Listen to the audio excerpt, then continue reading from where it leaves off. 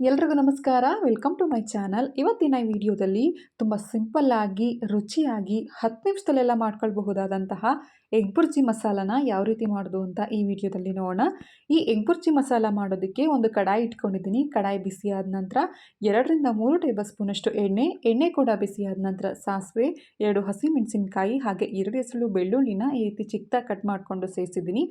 1.5 ಕಪ್ಪಷ್ಟು ಈರುಳ್ಳಿನ ಸೇರಿಸಿ ಚೆನ್ನಾಗಿ ಇದನ್ನು ಫ್ರೈ ಮಾಡ್ಕೊಳ್ಬೇಕು. ಈರುಳ್ಳಿನೂ ಸಹ ಈ ರೀತಿ ಚಿಕ್ಕದಾಗಿ ಕಟ್ ಮಾಡಿಕೊಂಡು ಸೇರಿಸಿದ್ದೀನಿ.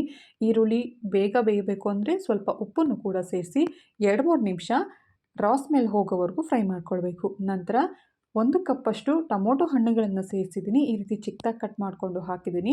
ಟೊಮೊಟೊ ಕೂಡ ಸಾಫ್ಟಾಗಿ ಬೇಯಬೇಕು. ಒಂದು ಲಿಡ್ನ ಕ್ಲೋಸ್ ಮಾಡಿ ಮೀಡಿಯಂ ಫ್ಲೇಮ್ನಲ್ಲಿ ಟೊಮೊಟೊ ಹಣ್ಣುಗಳನ್ನು ಕೂಡ 2ರಿಂದ 3 ನಿಮಿಷ ಸಾಫ್ಟಾಗಿ ಬೇಯೋವರೆಗೂ ಬೇಯಿಸ್ಕೊಳ್ಬೇಕು. ನಂತರ ಈ ರೀತಿ ಎಣ್ಣೆ ಬಿಟ್ಟಿರಬೇಕು ಈರುಳ್ಳಿ ಹಾಗೆ ಟೊಮೊಟೊದಲ್ಲಿ. ಮತ್ತೆ ಇದನ್ನು ಈ ರೀತಿ ಸ್ಮ್ಯಾಶ್ ಮಾಡ್ಕೊಳ್ಬೇಕು ಟೊಮೊಟೊ ಹಾಗೆ ಈರುಳ್ಳಿನ. ನಂತರ ಇದಕ್ಕೆ ಮಸಾಲೆಗಳನ್ನ ಸೇರಿಸೋಣ. 1/4 ಸ್ಪೂನಷ್ಟು ಅರಿಶಿನ ಪುಡಿ ಹಾಗೆ ಅರ್ಧ ಸ್ಪೂನಷ್ಟು ಗರಂ ಮಸಾಲ, ಅರ್ಧ ಸ್ಪೂನಷ್ಟು ಅಚ್ಕಾರದ ಪುಡಿ, ಖಾರ ನೋಡಿ ಹಾಕ್ಕೊಳ್ಳಿ. ಹಸಿಮೆಣಸಿನ್ಕಾಯಿನೂ ಕೂಡ ನಾವು ಹಾಕಿರ್ತೀವಿ. ಹಾಗೆ 1/4 ಸ್ಪೂನಷ್ಟು ಧನಿಯಾ ಪುಡಿನ ಸೇರಿಸಿ ಲೋ ಫ್ಲೇಮ್ನಲ್ಲೇ ಈ ಮಸಾಲೆಗಳನ್ನೆಲ್ಲ ಫ್ರೈ ಮಾಡ್ಕೊಳ್ಬೇಕು. ತುಂಬಾ ರುಚಿಯಾಗಿರುತ್ತೆ ಈ ಎಗ್ ಬುರ್ಜಿ ಮಸಾಲ. ಅನ್ನದ ಜೊತೆಗೆ ಚಪಾತಿಗಂತೂ ಸೂಪರ್ ಕಾಂಬಿನೇಷನ್ ಅಂತಲೇ ಹೇಳಬಹುದು.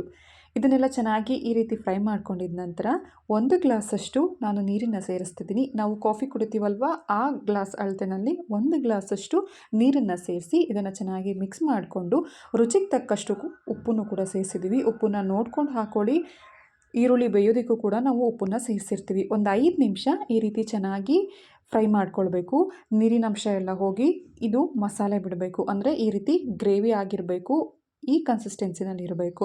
ಜಾಸ್ತಿ ನೀರು ಹಾಕೋಬಿಟ್ರೆ ಒಂದು ರೀತಿ ತೆಳು ಆಗಿಬಿಡುತ್ತೆ. ಅದಕ್ಕೋಸ್ಕರ ಸ್ವಲ್ಪ ನೀರನ್ನು ಸೇರಿಸಿ ಈ ಮಸಾಲೆನೆಲ್ಲ ಚೆನ್ನಾಗಿ ಫ್ರೈ ಮಾಡಿಕೊಂಡು ಇದೇ ಕಡೆಗೆ ಮಸಾಲೆನೆಲ್ಲ ಸೈಡಿಗೆ ಇಟ್ಕೊಂಡು 4 ಮೊಟ್ಟೆಗಳನ್ನು ಸೇರಿಸಿದ್ದೀನಿ.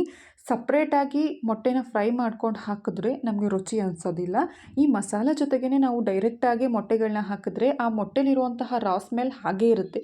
ತಿನ್ನುವಾಗ ನಮಗೆ ಹಸಿ ಹಸಿ ಅನಿಸುತ್ತೆ. ಅದಕ್ಕೋಸ್ಕರ ಈ ಕಡಾಯಿನಲ್ಲೇ ಈ ರೀತಿ ಮಸಾಲೆಗಳನ್ನೆಲ್ಲ ಸೈಡಿಗೆ ಮಾಡಿಕೊಂಡು ಇಲ್ಲಿ ಮೊಟ್ಟೆಗಳನ್ನ ಸೇರಿಸಿ ಮೀಡಿಯಂ ಫ್ಲೇಮ್ನಲ್ಲಿ ಇದನ್ನು ಚೆನ್ನಾಗಿ ಬೀಟ್ ಮಾಡ್ಕೊಳ್ತಿದ್ದೀನಿ. ಚೆನ್ನಾಗಿ ಫ್ರೈ ಮಾಡ್ಕೊಳ್ಬೇಕು. ಮೊಟ್ಟೆಲಿರುವಂತಹ ಹಸಿ ಅಂಶ ಅಥವಾ ರಾ ಸ್ಮೆಲ್ ಹೋಗೋವರೆಗೂ ಇದನ್ನು ಚೆನ್ನಾಗಿ ಫ್ರೈ ಮಾಡ್ಕೊಳ್ಬೇಕು. ತುಂಬ ರುಚಿಯಾಗಿರುತ್ತೆ. ನೀವು ಡೈರೆಕ್ಟಾಗಿ ಕೂಡ ಹಾಕಬಹುದು. ಡೈರೆಕ್ಟಾಗಿ ಹಾಕಿದ್ರೆ ಏನೋ ಒಂಥರ ಹಸಿ ಹಸಿ ಅನಿಸುತ್ತೆ. ಕೆಲವ್ರಿಗೆ ಇಷ್ಟ ಆಗಲ್ಲ, ಕೆಲವ್ರಿಗೆ ಇಷ್ಟ ಆಗುತ್ತೆ. ನಿಮಗೆ ಯಾವ್ದು ಈಸಿ ಆಗುತ್ತೆ ಅಥವಾ ನಿಮ್ಗೆ ಯಾವ್ದು ಇಷ್ಟ ಆಗುತ್ತೆ ಅದನ್ನು ನೀವು ಮನೆಯಲ್ಲಿ ಕೂಡ ಮಾಡ್ಕೊಳ್ಬಹುದು. ಈ ಮೊಟ್ಟೆನೆಲ್ಲ ಚೆನ್ನಾಗಿ ಫ್ರೈ ಮಾಡ್ಕೊಂಡಿದ್ದ ನಂತರ ನಾನಿಲ್ಲಿ ಈ ಮಸಾಲೆ ಜೊತೆಗೆ ಮಿಕ್ಸ್ ಮಾಡ್ಕೊಳ್ತಿದ್ದೀನಿ. ಉಪ್ಪು ಖಾರ ನೋಡ್ಕೊಳ್ಳಿ. ಏನಾದರೂ ನಿಮಗೆ ಖಾರ ಬೇಕು ಅಂದರೆ ಈ ಟೈಮಲ್ಲೂ ಕೂಡ ಹಾಕ್ಕೊಳ್ಬಹುದು. ಉಪ್ಪು ಕೂಡ ಕಡಿಮೆ ಆಗುತ್ತೆ ಅಂದರೆ ಈ ಟೈಮಲ್ಲೂ ಕೂಡ ಹಾಕ್ಕೊಳ್ಬಹುದು. ನೀವು ನೋಡಬಹುದು ಇದರಲ್ಲಿ ಸ್ವಲ್ಪನೂ ಕೂಡ ನೀರಿನಂಶ ಎಲ್ಲ ಇಲ್ಲ.